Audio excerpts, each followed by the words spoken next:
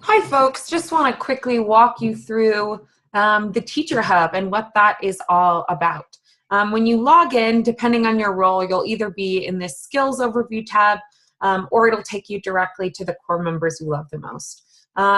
It's very strategic that we've chosen this name, Core Members We Love the Most, because just like with our students or as we work with other people, when someone needs more help, they need more support. Right? We never want to operate from a punitive perspective, regardless of what the concern is. We want to always be thinking in partnership with our teachers about how we can support them to get out of the type of concern, whatever that concern may be. While we're on the subject of concerns, there's 4 concerns that you could pick from. And those are classroom culture, which would be like the classroom is unsafe, the teacher's not building relationships with students, things like that. Anything that on the student outcomes document is in the blue area. Classroom academics, which would be aligned to anything in the student outcomes document that is red. So kids aren't learning, the rigor isn't high, they're bored, they're not sticking to the lesson plan. Professional responsibilities, they're showing up late, they're inappropriately behaving in sessions, they're not dressing appropriately given our summer dress code. And then lastly, emotional. So they're just like in struggle city.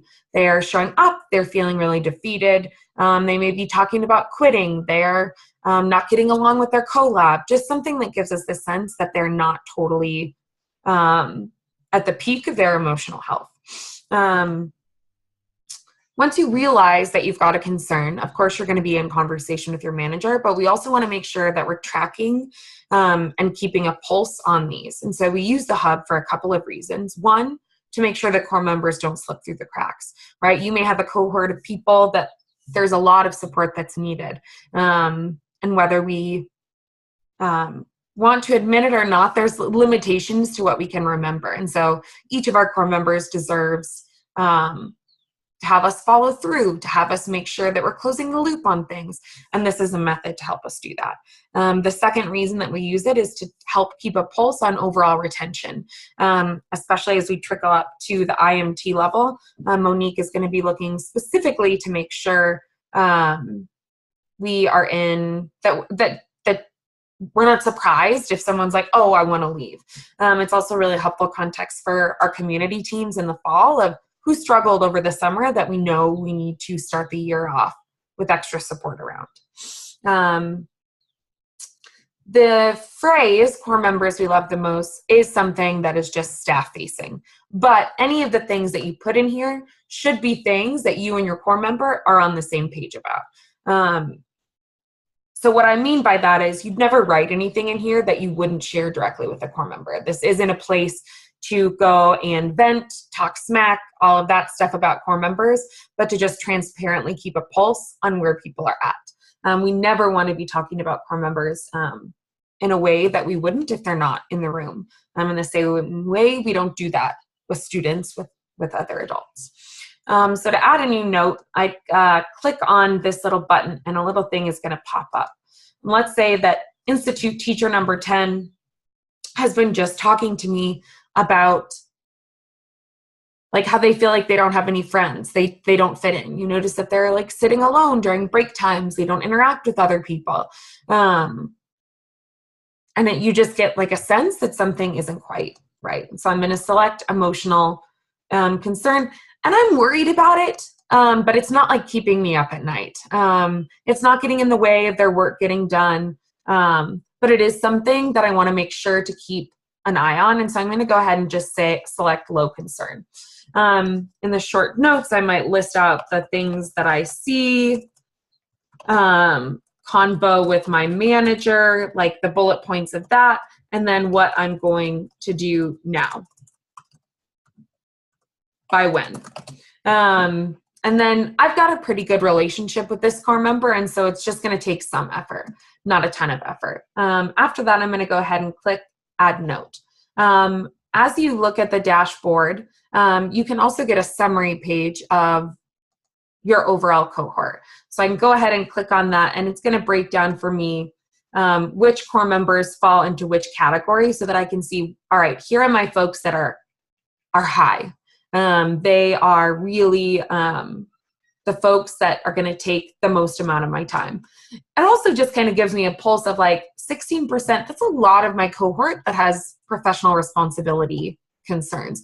And so it allows me to reflect and think about what I might need to do differently on my end to help solve for that.